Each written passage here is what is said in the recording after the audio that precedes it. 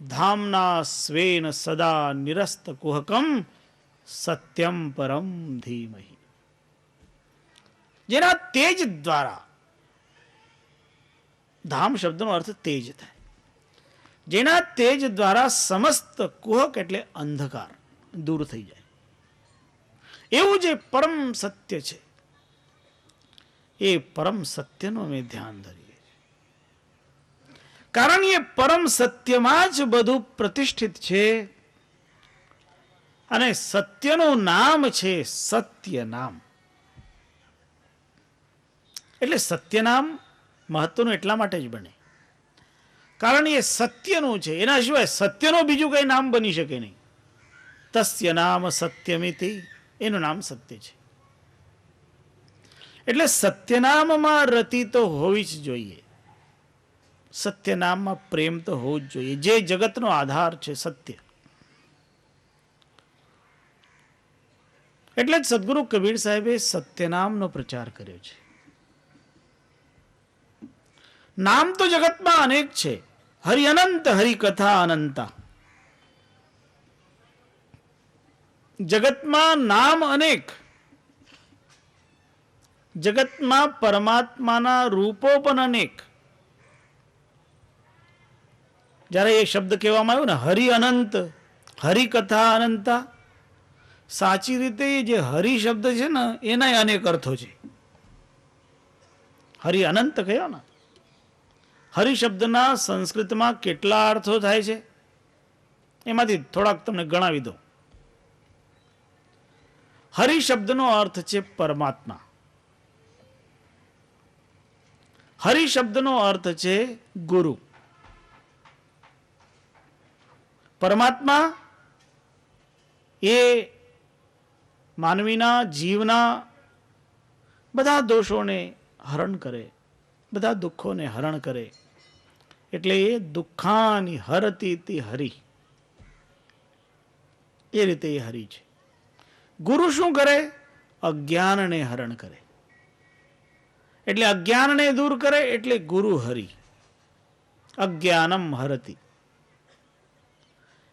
ચોરને પણ હરિ કહેવાય, કારણ એ તમારું ધન હરણ કરે. ચોરને પણ હરિ કહેવાય. યમરાજને પણ હરિ કહેવાય, કારણ યમરાજ પ્રાણનું હરણ કરે. વૈદ્યને પણ હરિ કહેવાય, કારણ એ તમારા રોગને હરણ કરે.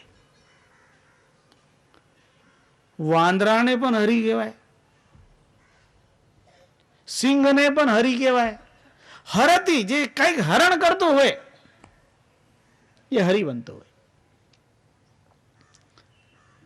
કોઈ દિવસ તમે કાશીજી જાઓ, ત્યાં સંકટ મોચન હનુમાનજીનું મંદિર છે, અને ત્યાં ચારે બાજુ વાંદરાઓનો સમૂહ રહે છે.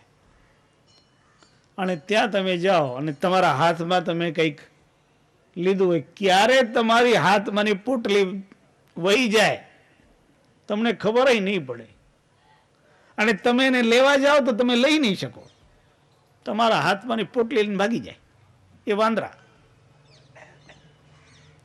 એને હરિ કહેવાય. એટલે તો નારદજીએ જ્યારે હરે તવ રૂપમ દેહી એવી પ્રાર્થના કરેલી, ત્યારે ભગવાન વિષ્ણુ એને રૂપ આપેલું. કયું? હરિનું રૂપ આપ્યું. હરિનું એટલે વાંદરાનું મોડું આપ્યું. આ શ્રીમદ ભાગવતના પ્રસંગો. હરિ અનંત, પરમાત્માના અનંત નામ છે, પણ જે સત્યરૂપ છે એનું નામ તો સત્ય છે. એટલે એ નામ આપેલું છે, એનું નામ છે સત્ય નામ. નિરાલંબમ નિરાકારમ, પરમાત્માના બધા આકાર છે, અને પરમાત્મા પોતે નિરાકાર છે. આ જગતમાં જેટલા આકાર છે એના જ છે, અને એનો કોઈ પણ આકાર નથી. કોઈ આકાર ન હોવા છતાં બધા આકાર એના. બધા આકાર ત્યારે જ એના બની શકે જ્યારે એનો કોઈ આકાર ન હોય. કારણ એનો પોતાનો કોઈ નક્કી આકાર હોય તો પછી એ બીજા આકાર એના બની શકે નહીં. પણ પરમાત્મા નિરાકાર છે એટલે બધા આકાર એની અંદર સમાહિત થઈ જાય છે. એ બધાનો આધાર છે. ધ્યેક મૂર્તિમ, ધ્યાન કરવા માટે એકમાત્ર મૂર્તિ જે બને એ તત્વ છે. સર્વશક્તિમાન છે, જગત ધાતૃ, જગતને સર્વ પ્રકારે સંભાળનાર છે. એની અંતર્ગત જ બધું આવે છે. જ્યારે આવું કબીર સાહેબે સમજાયું ત્યારે ધર્મદાસજીએ પ્રશ્ન કર્યો કે ભગવાન ગુરુદેવ, તમે કહી રહ્યા છો કે આ જગત ધાતૃ છે, નિરાલંબ છે, નિરાકાર છે, તો આપણે જે દેવતાઓની ઉપાસના કરીએ, બ્રહ્મા વિષ્ણુ મહેશ આદિનું પૂજન કરતા હોય, એ ક્યાંથી આવતા હોય? પ્રશ્ન કરે ધર્મદાસજી. બ્રહ્મ વિષ્ણુ મહાદેવાસ્ત્રયો દેવાશ્ચ સંતિ તે, કુતો જાતા ભવોત્પત્તિ સ્થિતિ સંહારકારિણ. બ્રહ્માનું કાર્ય છે સૃષ્ટિનું નિર્માણ કરવું, વિષ્ણુ ભગવાનનું કાર્ય છે એનું રક્ષણ કરવું, અને શંકર ભગવાનનું કાર્ય છે એનો સંહાર કરવો. સાચી રીતે જુઓ તો બ્રહ્મા, વિષ્ણુ અને શિવ આ ત્રણ એક જ શક્તિના ત્રણ નામ છે. મૂળ તત્વ એક જ છે અને એ પરબ્રહ્મ તત્વ છે.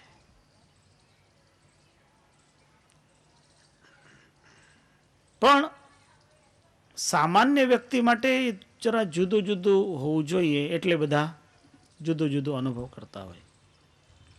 ધર્મદાસજીએ પ્રશ્ન કર્યો કે આ બ્રહ્મા વિષ્ણુ મહેશ આદિ દેવતાઓ જે ઉત્પત્તિ સ્થિતિ અને સંહારનું કાર્ય કરતા હોય એ ક્યાંથી આવે, અને એમનો જે ઉત્પત્તિ સ્થળ છે એની મહિમા અમને સમજાવો. નિરંજનમ સશક્તિમ તો તેષામ ઉત્પત્તિ કારણમ ગાયંતિ મુનય સર્વે યોગૈર ધ્યાયંતિ તે છતમ. કે મહામુનિઓ મહર્ષિઓ કહે કે નિરંજન બ્રહ્મમાંથી આની ઉત્પત્તિ થઈ છે. નિરંજન એ શબલ બ્રહ્મનું નામ છે. એનું વર્ણન કબીર સાહેબે એક જગ્યા કર્યું છે. આદિ પુરુષ એક વૃક્ષ હૈ, નિરંજન વાકી ડાર, ત્રિદેવા શાખા ભય, પત્ર સકલ સંસાર.